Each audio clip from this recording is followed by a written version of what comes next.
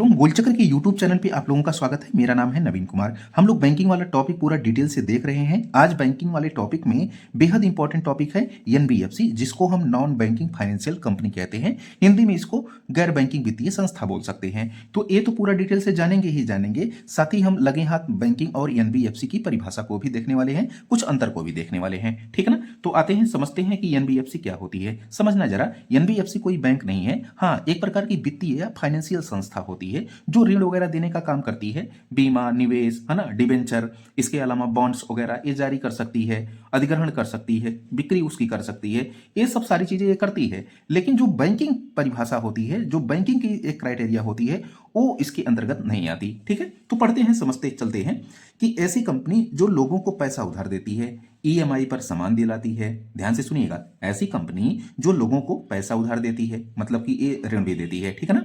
EMI पर लोगों को सामान देती है। जैसे नहीं कि आपको एक कार लेनी है, मोबाइल लेनी है, तो आप कहते हो कि साहब मेरे पास पैसा नहीं है, तो मैं कह रहा हूं ना कि आप ईएमआई पर ले लो। जो कंपनी आपको ईएमआई पर जो है सामान या मोबाइल उपलब्ध करवाएगी, वो क्या होगी? एनबीएफसी होगी। ठीक है ना? अब देखना जरा कि ईएमआई पर सामान उपलब्ध या सामान दिलाती है, शेयर, डिबेंचर, बांड आदि के अधिग्रहण और बिक्री के कारोबार में लगी रहती हैं, बीमा, निवेश जैसी सेवाएं देती हैं, लेकिन यह बैंक नहीं है। बिल्कुल। तो ये आपका जो है हमने कुछ बताया ताकि आपको जो है एक आइडिया लग जाए कि एनबीएफसी क्या है। अभी जब हम बैंक और एनबीएफसी में अंतर देखेंगे तो और कुछ सारा कुछ क्लियर हो जाएगा। यहाँ एक उदाहरण हमने ले लिया है कि जैसे अगर आपको एक कार लेनी है, आप बैंक वाले के पास जाते हैं कि साहब हमको लोन दे दीजिए, कार लेनी है। बैंक वाला लोन देने से आपको मना कर देता है।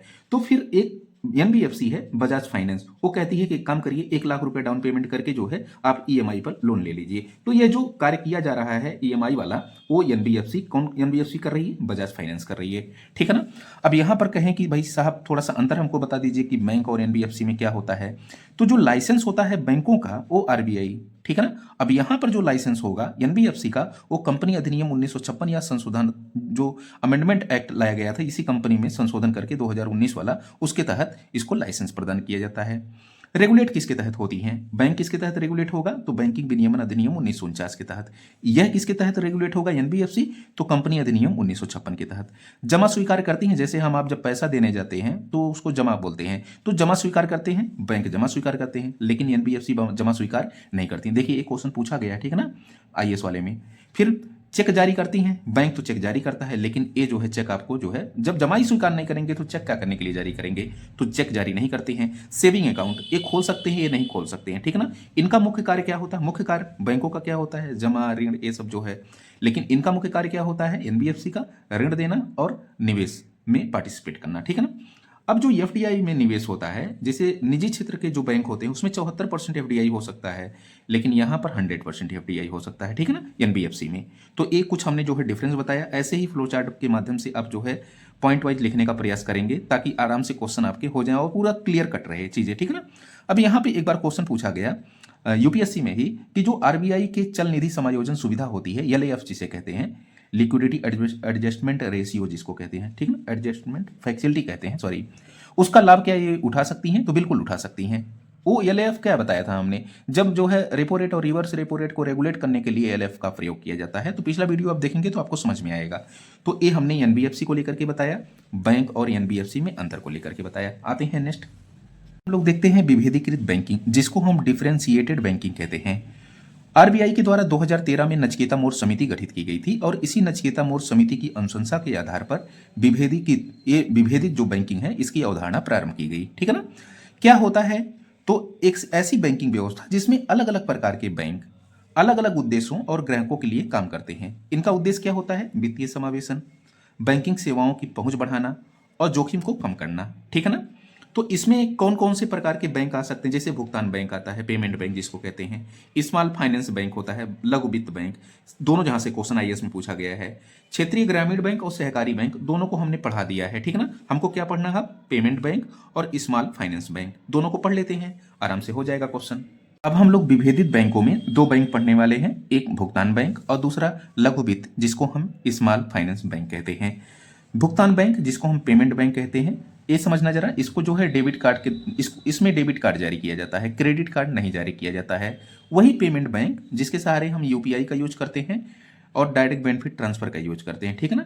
आपके खाते से हमारे खाते में पैसा जो ट्रांसफर होता है पेमेंट बैंक के माध्यम से होता है। नचकेता मोड़ समिति की सिफारिशों के आधार पर इसकी स्थापना की जाती है। उद्देश्य इसका क्या था? बैंकिंग सुविधा से वंचित और अल्प बैंकिंग सुविधा वाले लोगों को बैंकिंग तथा वित्तीय सेवा प्रदान करने के साथ साथ प्रवासी श्रमिकों, कम आय वाले परिवारों, छोटे व्यवसायों की वित्तीय सहायता कर वित्तीय समावेशन को बढ़ावा देना। 2 लाख रुपए तक की ये जमा स्वीकार कर सकते हैं, मतलब जमा स्वीकार करते हैं, ठीक है ना।